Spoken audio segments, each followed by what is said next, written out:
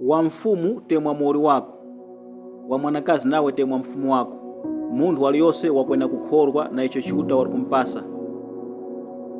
Leka kudokera mwanakazi wa mwene kuti mwanakazi uyu waniyana ngani jaketi waligula kushopu. Leka kudokera mwanalume wa mwene kuti mwanalume ndio nganiyana ngani jaketi waligula kushopu.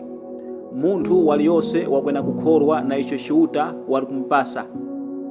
Chaukumbikira mubanja nchitemwa para mwatemwana mbanja ndikuti ivo mukhumba chiuta pa banja pino wakwaniliskengi.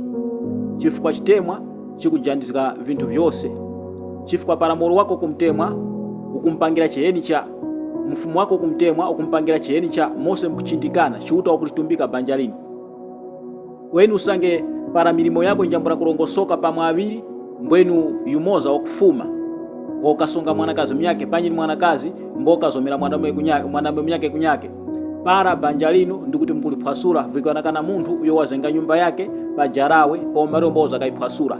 So munthu uyo milimo yake njambura kulongosoka banja wakuliphwasura pa yoyeka chifukwa cha vyakudokera dokera.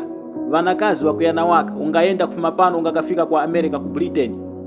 Mwanakazi ni mwanakazi, mwanarume nayeso chimozimozi, mwanarume ni mwanarume. Mundu waliyose wakwenda kukhorwa na icho chiuta walikumpasa.